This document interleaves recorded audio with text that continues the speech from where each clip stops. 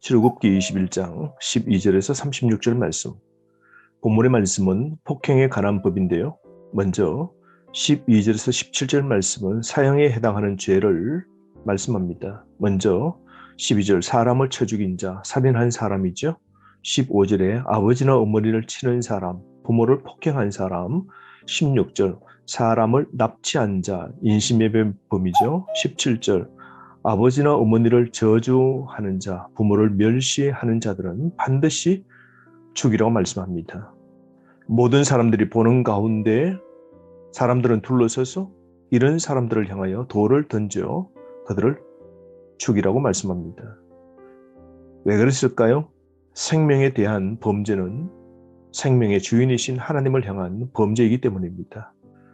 요즘 말로 하면 사람을 살해하고 폭행하고 멸시하는 것들, 요즘 말로 하면 악성 댓글 달고 가짜 뉴스를 퍼뜨리는 것, 이런 것들이 살인죄에 해당하는 것이죠. 그러므로 여러분, 한 생명에 대한 존엄한 태도를 갖고 대하는 것 반드시 필요합니다. 왜냐하면 우리는 생명의 주인이신 하나님을 섬기기 때문이죠. 그러므로 여러분, 우리가 남의 생명을 귀하게 여기고 내 부모를 공경히 여기는 태도, 그건 하나님이 원하시는 겁니다. 18절에서 22절 말씀은 배상에 대한 말씀인데요. 생명 존중과 상호 책임을 지라고 말씀하고 계십니다.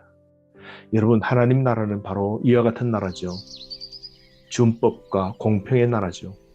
모두의 권리와 생명을 지켜야 하는 겁니다. 타인의 생명과 재산을 존중히 하고 보호할 책임이 우리에게 있는 것이죠. 무책임하게 행동하지 말고 존중하고 책임을 다해야 하는 겁니다. 그러므로 실수는 인정하고 잘못은 바로잡을 필요가 꼭 있는 겁니다. 23절에서 25절 말씀은 동해 동형법의 죄인데요. 23절 말씀, 다른 해가 있으면 갚되 생명은 생명으로, 눈은 눈으로, 이는 이로, 손은 손으로, 발은 발로, 된 것은 된 것으로, 상하게 한 것은 상함으로, 때린 것은 때림으로 갚을지니라. 고대 사회 속에서 동행, 동형법, 이런 법은 다른 법전에도 있습니다. BC 2100년경의 우르 남무 법전, 즉 인류 최초의 법전인데요.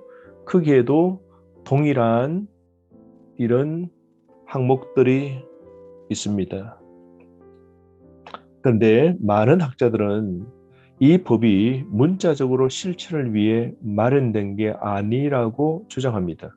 이 법은 단지 공정한 징벌의 기준을 정해 보복의 악순환을 막기 위한 것이었습니다. 구약 외에서도 집행된 사례는 거의 없습니다. 당한 만큼, 상해를 입힌 만큼만 그대로 형을 집행하라는 것이죠.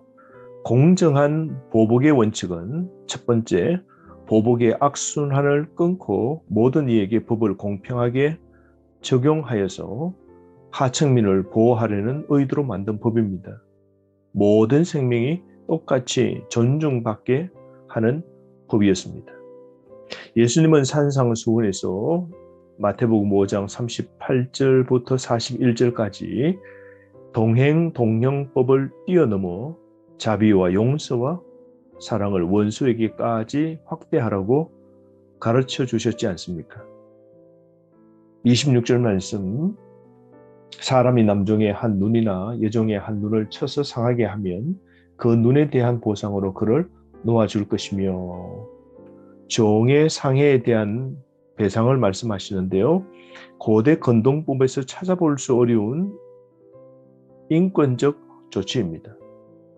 27절 말씀, 그 남종의 이나 그 여종의 이를 쳐서 빠뜨리면 그 이에 대한 보상으로 그를 놓아줄지니라. 하나님께서 큰 사랑을 베풀어 그를 자유하도록 풀어주어서 보상을 해주라는 것이죠. 넉넉한 사랑을 베푸는 그런 자비의 모습임을 볼 수 있습니다. 28절에서 32절 말씀은 소가 사람을 받아 죽인 사고인데요. 소가 다른 사람을 죽였을 때 어떻게 하라 그럽니까? 특별히 우발적으로 일어난 사고와 관리 소홀로 인한 사고를 구분하고 있습니다. 내가 관리하는 것이 남에게 상해를 입히지 않도록 조치를 취하라는 겁니다. 타인에게 해를 끼치거나 공동체 질서를 무너뜨리려는 태도를 하지 말라는 것이죠. 무책임한 행동은 여러분 하지 말아야 됩니다. 타인에 대해 책임감 있는 자세를 우리는 꼭 취할 필요가 있는 것이죠. 그러므로 주인이라면 철저한 관리 책임을 져야 합니다. 본의 아니게 피해를 본 사람까지 배려하는 율법 정신을 우리는 꼭 가져야 됩니다.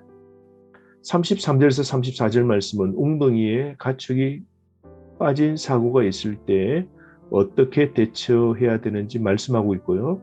35절에서 36절은 소가 다른 소를 받아 죽인 사고가 났을 때 어떻게 해야 되는지 알려줍니다. 주인은 무한한 관리 책임을 져야 함을 말씀하고 계십니다. 도의적 책임도 이행하라고 말씀하십니다. 그러므로 여러분, 관심과 주의를 기울여서 안타까운 사고가 나지 않도록 하는 삶, 이건 바로 그리스도인의 삶인 것이죠. 그러므로 여러분, 내 주변에 안전관리를 잘 할 필요도 있는 겁니다. 남에게 해를 끼치지 않는 삶 사는 건 바로 그리스도인의 윤리입니다.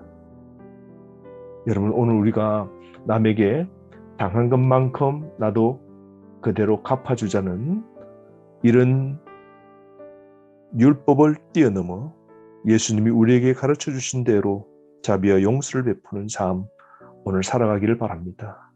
오늘 하루도 주님의 가르쳐 주신 새로운 윤리, 하나님 나라의 시민다운 삶을 살아가는 저와 여러분 되기를 바랍니다.